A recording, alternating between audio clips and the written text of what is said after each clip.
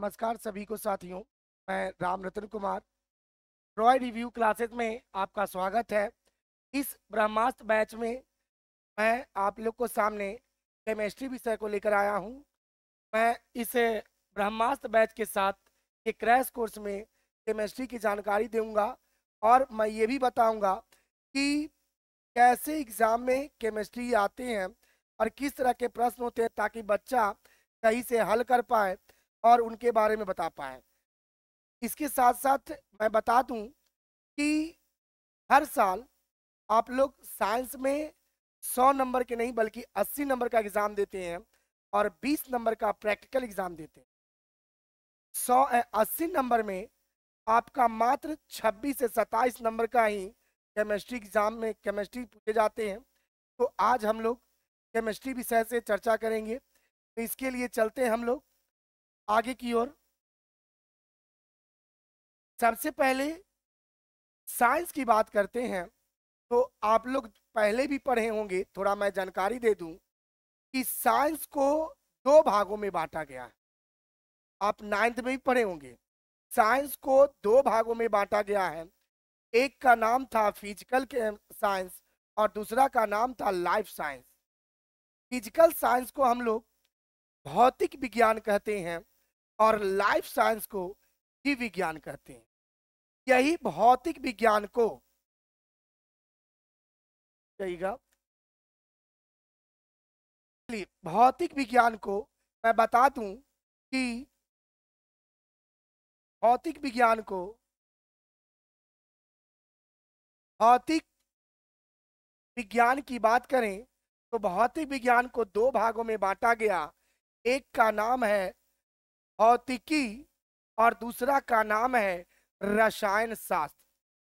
मैं यही रसायन शास्त्र के बारे में आज चर्चा करने वाले हैं, जो कि क्लास 10th में लगभग 26 से 27 नंबर के प्रश्न पूछे जाते हैं, जिसमें आपका 10 मार्क्स का जो है वो ऑब्जेक्टिव 10 से 12 मार्क्स ऑब्जेक्टिव के होते हैं। चलिए शुरू करते हैं, हम आगे की ओर और बढ़ेंगे। सबसे पहले हम चर्चा करते हैं केमिस्ट्री के बारे में। तो आपको बता दूं कि ये केमिस्ट्री की उत्पत्ति मिस्र में हुई है। केमिस्ट्री की बात करते हैं, इसे हम लोग रसायन शास्त्र के नाम से जानते हैं।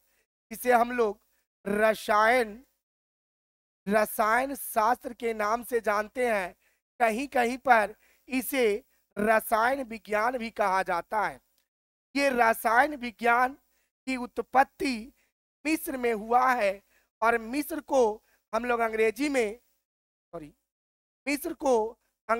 हम लोग इजिप्ट इजिप्ट के नाम से जानते हैं।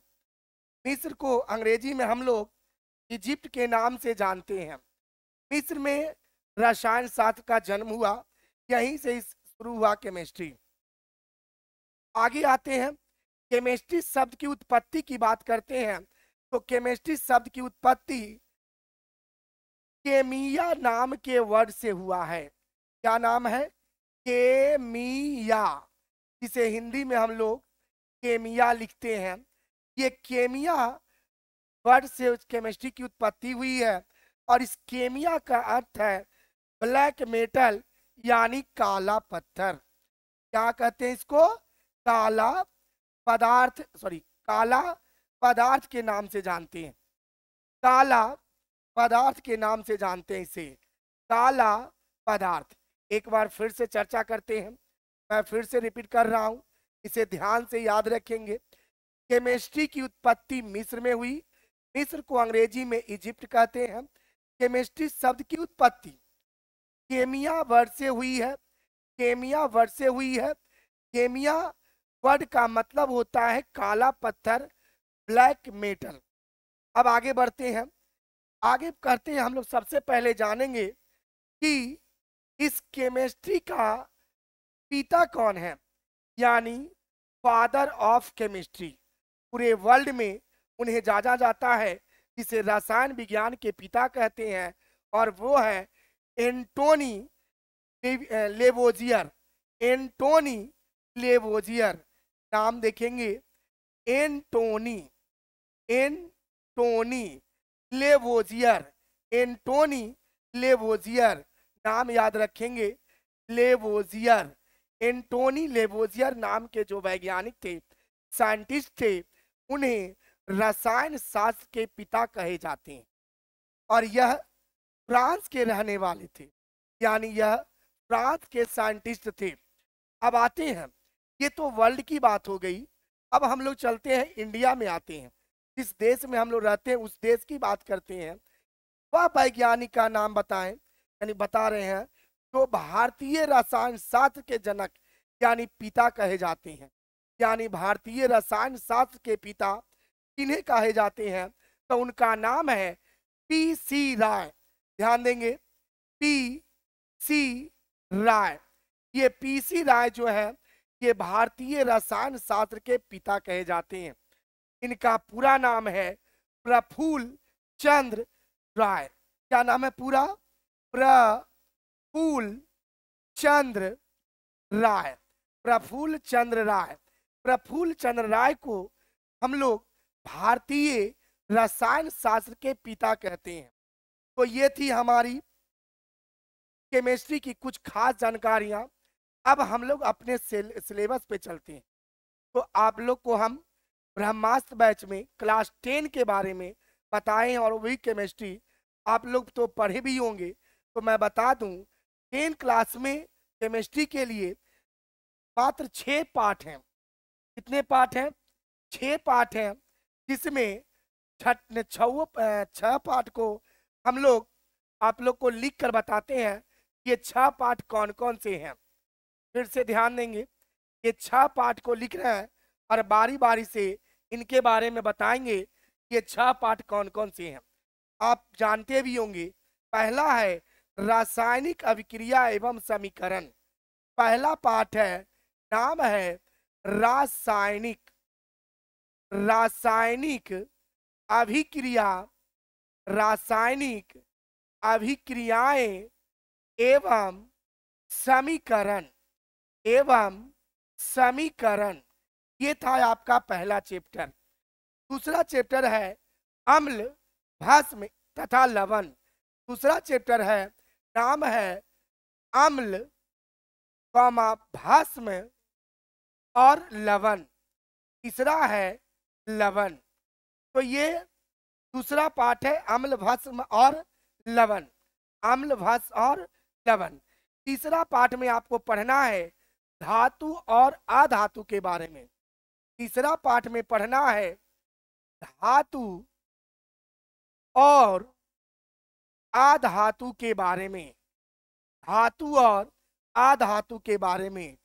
चौथा पाठ में पढ़ना है कार्बन तथा इसके यौगिक, कार्बन, कार्बन तथा इसके यौगिक के बारे में, कार्बन तथा इसके यौगिक के बारे में।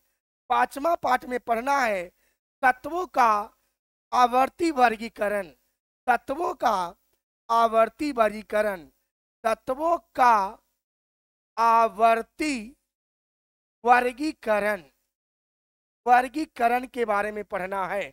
और लास्ट जो 65 नंबर चैप्टर है, ये केमिस्ट्री, ज्योग्राफी, विज्ञान के जो है चैप्टर, सभी में ये पढ़ाया जाता है और वो है हमारे प्राकृतिक के बारे में, प्राकृतिक संसाधन का प्रबंधन नाम है।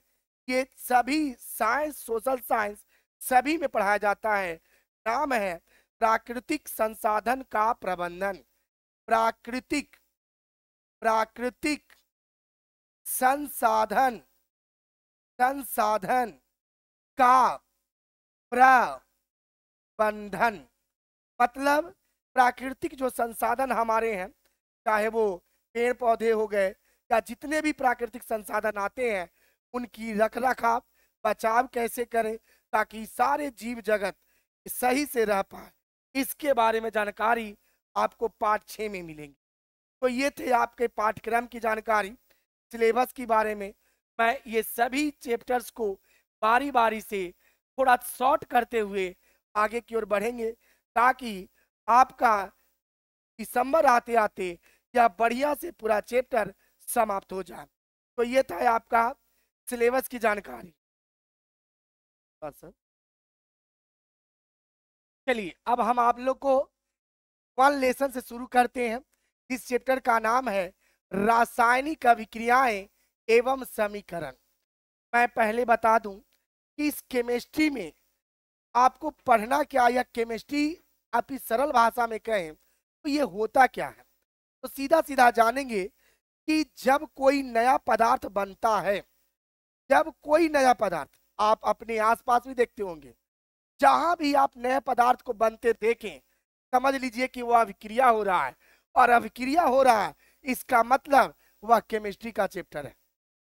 जहां पर अभिक्रिया देखें यानी कोई नया पदार्थ बन रहा है, और ऐसा नया पदार्थ जिसको हम लोग बदल कर फिर उस रूप में नहीं ला सकते, वैसे नए पदार्थ को हम लोग केमिस्ट्री में रख देते हैं। वैज्ञानिकों ने यही किया। जितने भी नए पदार्थ बनने, जैसे अभी हम लोग पढ़े रासायनिक अभिक्रिया के बारे में। रासायनिक अभिक्रिया किसे कहते हैं ये तो आपको मालूम है या पढ़े भी होंगे, और एक बार बता भी देते हैं। जब कोई पदार्थ अकेले या किसी अन्य पदार्थ से क्रिया करके भिन्न गुण वाले एक से अधिक नए पदार्थ का निर्माण करता है, तब वह रासायनिक अभिक्रिया कहलाता है। एक बार फिर से अपनी भाषा में बता रहा हूं। जब कोई दो या दो से अधिक पदार्थ को मिला दिया जाए, जब दो या दो से अधिक पदार्थ को मिला दिया जाए और मिलाने के बाद कोई नया पदार्थ बन जाए, तो वैसे को रासायनिक अभिक्रिया कहते हैं। जैसे आप देखते होंगे दूध से दही बनना, क्या बताएं, दूध से दही बनना वो क्या है, तो रासायनिक अभिक्रिया है। मैं दूध से दही जब बना दिया, तो दूध से दही बनाने के बाद चाहे कितना ताकत लगा दूं, कभी भी दही से दूध नहीं बना सकते। तब पहला नंबर बताया हमने दूध से दही बनाना। क्या बताए, दूध से दही बनाना। तो हमने देखा दूध से दही बनाना कौन सी अभिक्रिया है, दूध से दही बनाना कौन सी अभिक्रिया है, तो रासायनिक अभिक्रिया। आप बहुत सारे देखते होंगे घर के आसपास कहीं कहीं लोहा फेंका रहता है, लोहा फेंका रहता है। बरसात के मौसम में बहुत जल्दी उसमें नमी लग जाती है, यानी वह वायु के साथ अभिक्रिया कर लेता है, यानी नमी के साथ अभिक्रिया कर लेता है और बनाता है जंग। क्या बनाता है, तो लोहा में जो अभिक्रिया हुआ और बनाया जंग, उसे हम लोग रासायनिक अभिक्रिया कहते हैं। और आप लोग घर में मम्मी पापा को देखते हैं, सॉरी मम्मी और दीदी बहन को देखते हैं कि प्रतिदिन घर में चावल बनाती हैं। चावल को क्या करते हैं, पानी डालकर चूल्हा पे चढ़ा देते हैं, तब चावल से बन जाता है भात। ये चावल से भात बनना भी रासायनिक अभिक्रिया है। चावल से भात बनना भी रासायनिक अभिक्रिया है। हमने देखा दूध से दही बनाना, जंग लगना, चावल से भात बनना, और बहुत सारे ऐसे अभिक्रिया हैं जिसे रासायनिक अभिक्रिया की श्रेणी में रखा गया है। अब एक और पॉइंट चलते हैं रासायनिक अभिक्रिया के बारे में। आपको पता है कि परमाणु छोटा होता है और तत्व बड़ा होता है।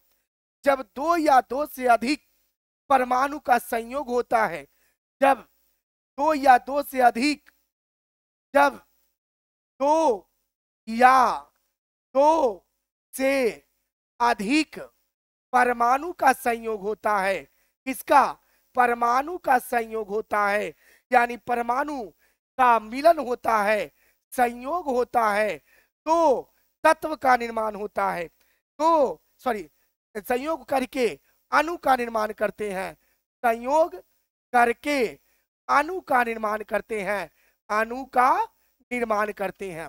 इस बात को आप एकदम ध्यान से रखेंगे, निर्माण करते हैं, क्योंकि बहुत बार पूछा गया है कि परमाणु, दो या दो से अधिक परमाणु संयोग करके क्या बनाते हैं, तो क्या बनाते हैं, अणु बनाते हैं। इसमें एक चीज ध्यान रखेंगे, परमाणु छोटा होता है, अणु बड़ा होता है, परमाणु छोटा होता है, अणु बड़ा होता है। अब आइए जब कोई पदार्थ, चाहे वो तत्व हो या यौगिक हो, पदार्थ की बात कर रहे हैं, वो तत्व भी हो सकता है, यौगिक भी हो सकता है, तत्व भी हो सकता है, यौगिक भी हो सकता है।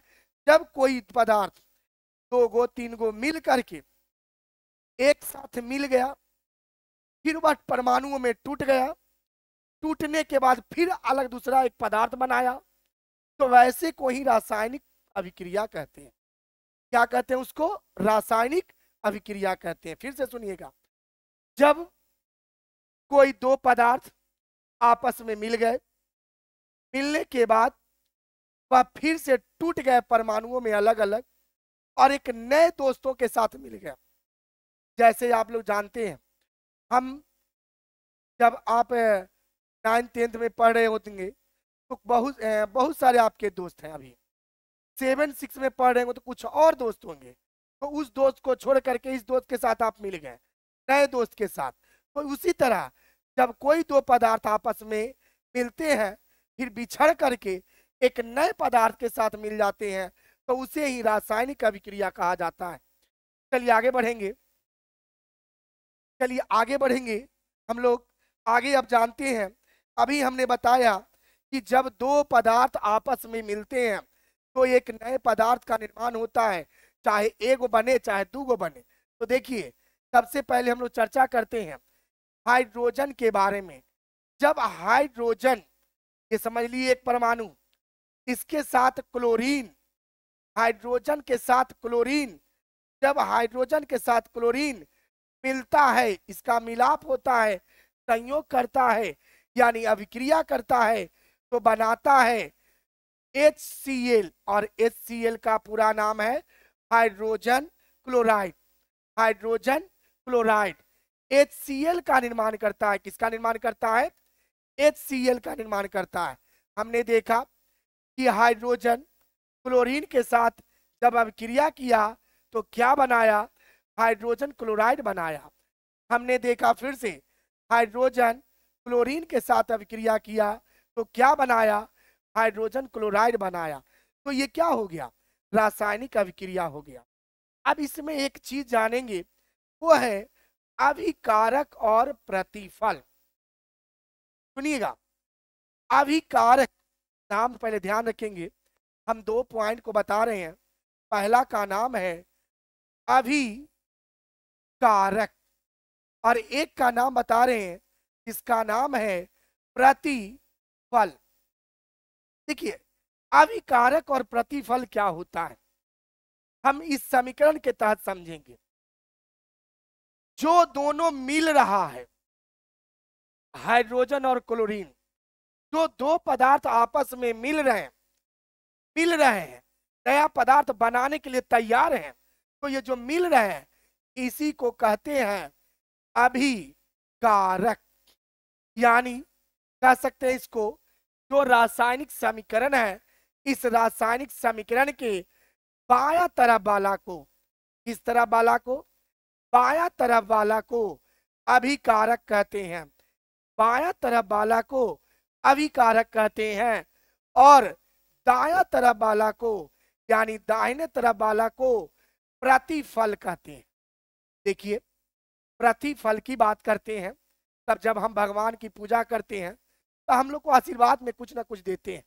समझ लीजिए, ये पूजा किया और इसको ये फल मिला, मतलब 2 गो भगवान जी पर प्रसाद चढ़ाया तो इसको फल मिला।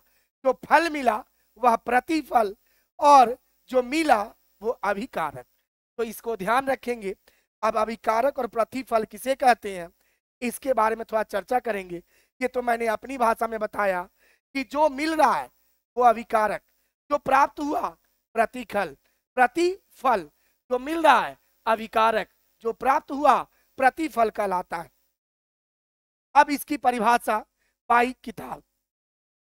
दो पदार्थ रासायनिक अभिक्रिया में भाग लेकर नए पदार्थ बनाते हैं, उन्हें अभिकारक कहते हैं।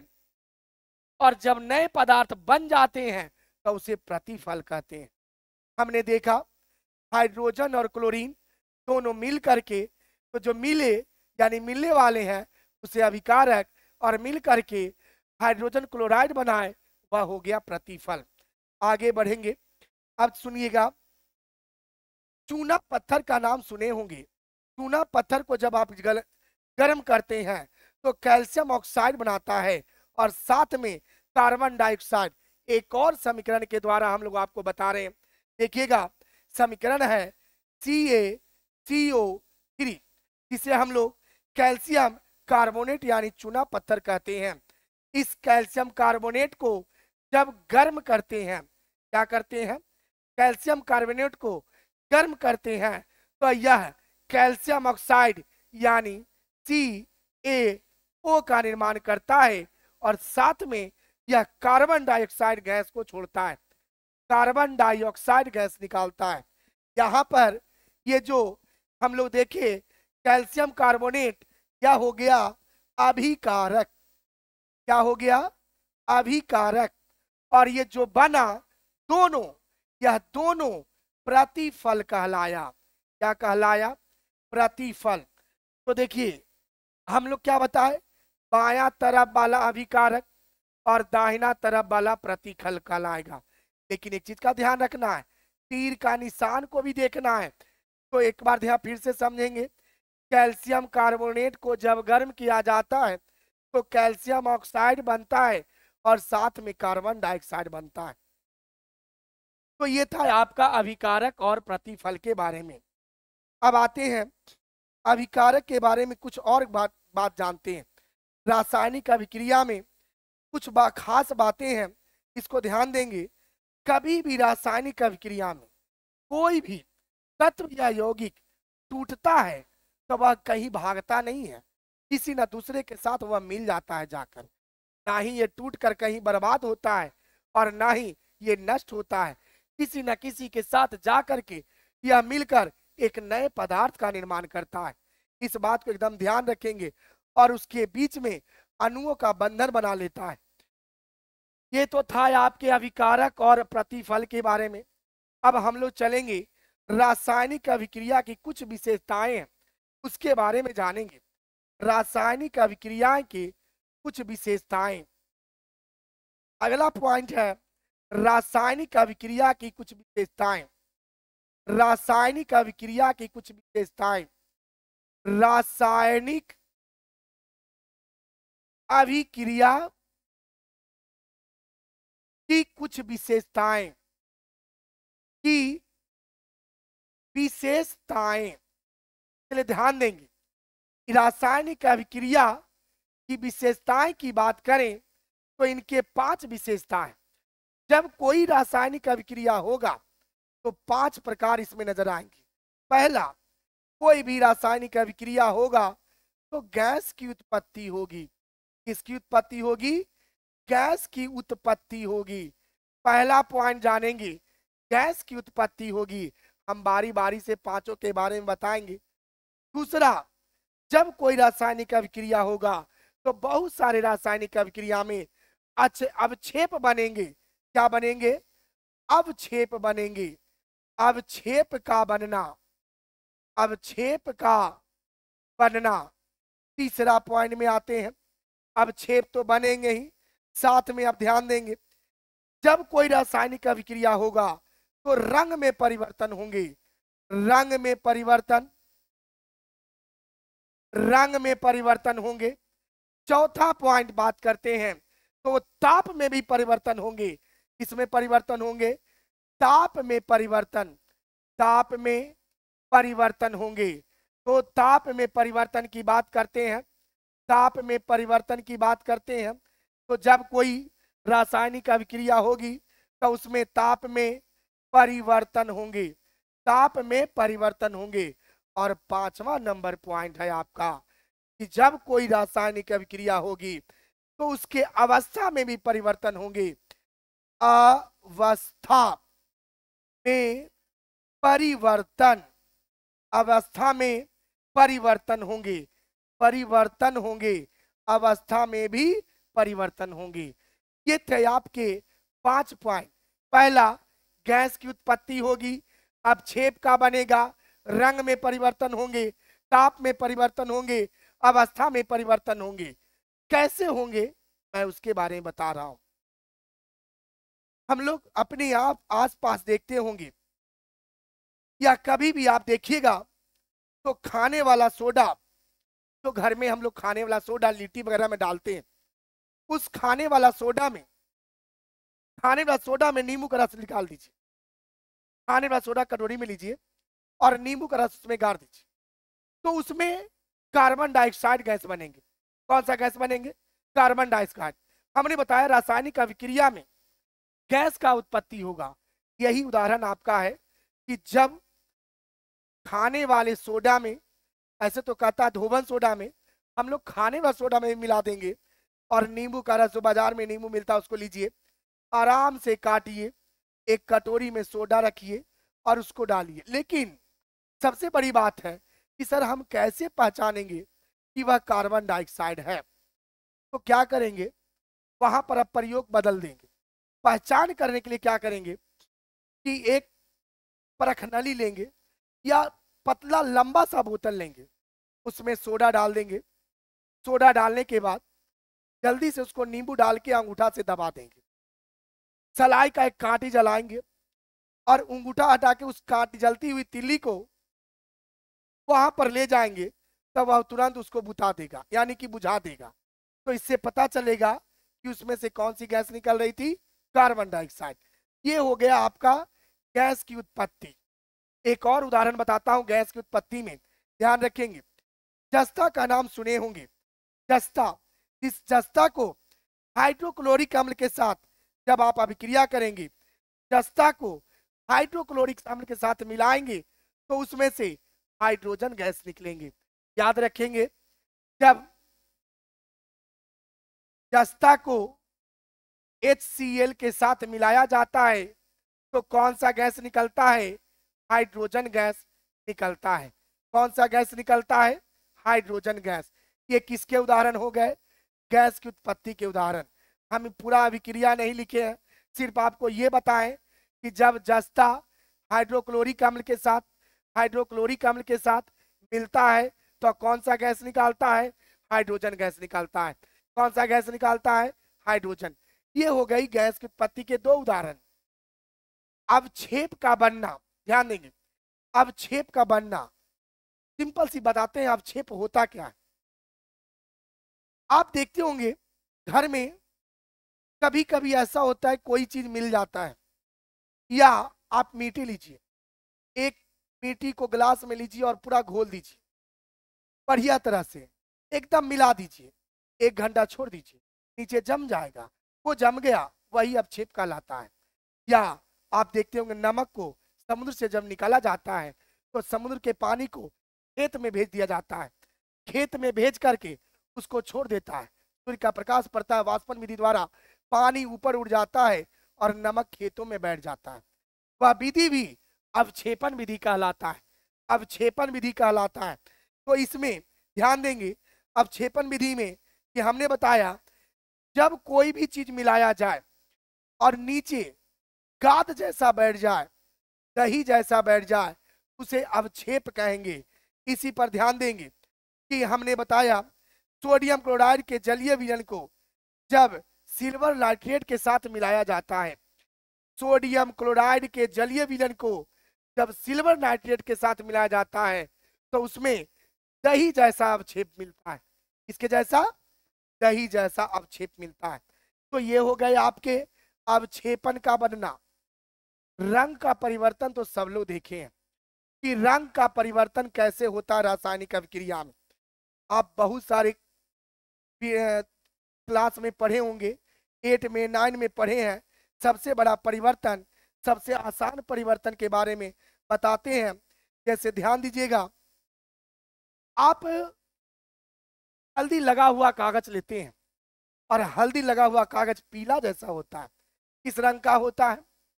पीला जैसा। जैसे ही उस पर सरफ या साबुन डालते हैं, उसका रंग तुरंत बदल जाता है। रंग बदल करके गाढ़ा भूरा रंग बन जाता है, या सीधा कहिए कि उसका रंग बदल जाता है। हम लोग पढ़े रंग में परिवर्तन। ये हो गया रासायनिक अभिक्रिया। कौन सी? रासायनिक अभिक्रिया में रंग का परिवर्तन। और रंग का परिवर्तन का और एक उदाहरण बताते हैं। जब पोटेशियम परमैंगनेट के बैगनी रंग में जब नींबू का रस मिला देंगे, पोटेशियम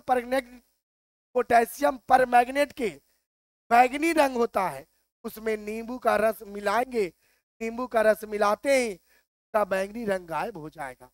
ये हो गया रंग में परिवर्तन। एक बताया हमने घरेलू उदाहरण और एक हमने बताया प्रैक्टिकल का उदाहरण जो हम लोग प्रयोगशाला में कर सकते हैं। तो ये देखिए, हम लोग देखे होंगे लिटमस पत्र में भी परिवर्तन आता है, वो भी एक रंग में परिवर्तन की कहानी आएगी। ताप में परिवर्तन, ताप में परिवर्तन का मतलब है जो हमारा सामान्य ताप है, अभी का जो टेम्परेचर है, उससे ताप यदि बढ़ जाए या घट जाए, दोनों स्थिति में ताप में परिवर्तन कहलाता है। जैसे घर में जो चूना पुताई करते हैं, अब तो नहीं करते किसी कोई भी लोग, बहुत गरीब लोग करते हैं, अमीर तो सब अपना बाल पुट्टी करने लगे हैं। तो जो घर में पुताई करते हैं, पहले के जमाने में करते थे और अभी बहुत कम लोग करने लगे हैं, तो उसको क्या करते हैं, पहले बाजार से चूना खरीद के लाते हैं, एक डब्बा में या टीन में या कोई भी रखने वाले सामान में उसको रखकर उसमें पानी उड़ेल देते हैं, यानी डाल देते हैं। जैसे ही उसमें पानी डालते हैं, अपने आप उसमें पानी खौलने लगता है, यानी ताप में परिवर्तन आ जाता है। ताप में परिवर्तन, और परिवर्तन क्या आता है, उसका ताप बढ़ जाता है। रासायनिक अभिक्रिया में यही विशेषता है कि जब कोई रासायनिक अभिक्रिया होगी तो चौथा पॉइंट कहता है कि उसके ताप में परिवर्तन होता है। एक और उदाहरण, ताप में परिवर्तन आया, देखिए क्या हुआ, ताप बढ़ गया। जब कोई ताप बढ़ जाता है तो उसको कहते हैं उष्माक्षेपी। क्या कहते हैं, तो इस बात को याद रखेंगे, जब कोई पदार्थ का ताप बढ़ जाता है तो उसे कहते हैं उष्माक्षेपी। क्या कहते हैं, उष्माक्षेपी। ध्यान देंगे, जब कोई पदार्थ का ताप बढ़ जाता है, जब कोई पदार्थ का ताप बढ़ जाता है, कैसे बढ़ा उसको छोड़ दीजिए, रासायनिक अभिक्रिया के द्वारा, रासायनिक अभिक्रिया के द्वारा जब कोई ताप में परिवर्तन होता है, यानी ताप सिर्फ बढ़ता है, इसमें क्या होगा, ताप बढ़ जाएगा, सिर्फ ताप क्या हो जाएगा, बढ़ जाएगा, ताप अधिक हो जाएगा, ताप क्या हो जाएगा, अधिक हो जाएगा, अधिक हो जाएगा यानी बढ़ जाएगा, तो वैसे को उष्माक्षेपी कहते हैं। लेकिन कुछ ऐसे भी उदाहरण हैं जिसमें ताप कम जाएगा। तो जैसे एक बताते हैं, आप बेरियम हाइड्रोक्साइड को अमोनियम क्लोराइड के साथ प्रखनली में मिलाएंगे, जैसे ही मिलेगा तो उसका ताप घटने लगेगा, और ऐसे को उष्मा शोषी कहा जाता है, उष्मा शोषी कहा जाता है, उष्मा शोषी कहा जाता है। जो उष्मा को सोख ले, उष्मा को खींच ले, यानी इसमें ताप क्या हो जाता है, इसमें ताप कम जाता है, इसमें ताप कम जाता है। फिर से जब ताप कम जाए, उष्मा शोषी, ताप अधिक हो जाए, तो उस ताप अधिक हो जाए तो उष्माक्षेपी। ये हो गया ताप में परिवर्तन की कहानी। और अंतिम पार्ट है वो है अवस्था में परिवर्तन। अंतिम पॉइंट है अवस्था में परिवर्तन। आप लोग देखते होंगे घर में चावल बनता है, यानी चावल से भात बनता है, चावल डालते हैं 2 कटोरा, बन जाता है वो 4 कटोरा, खाने के लिए ढेर सारा हो जाता है, यानी उसकी अवस्था में क्या हो गए, परिवर्तन हो गए। बहुत सारे ऐसे परिवर्तन मिलेंगे। मोमबत्ती जलाते हैं, बेचारा जल करके पिघल करके खत्म हो जाता है, या थोड़ा सा उसका अवशेष बचता है, तो ये हो गया उसके अवस्था में परिवर्तन की कहानी। चलिए, तो ये था आपका अवस्था में परिवर्तन की कहानी। यहाँ तक आपका एक रासायनिक अभिक्रिया की विशेषता समाप्त हो गए। अब आगे का जो पॉइंट्स हैं, जैसे रासायनिक समीकरण संतुलित कैसे करना है, ये सब नेक्स्ट वाले पार्ट में देखेंगे। आज के लिए बस इतना ही। यदि आपको अच्छा लगा तो आगे चैनल को आप लोग फॉरवर्ड करें, बच्चों को बताएं, ताकि ज़्यादा से ज़्यादा बच्चे जो हैं इनको देखें, सीखें, और इस ब्रह्मास्त्र बैच को एकदम सुनिश्चित करें, अच्छा बनाएं, सभी बिहार के बच्चे इसको ग्रो करके अच्छा बनाने का कोशिश करेंगे। चलिए धन्यवाद।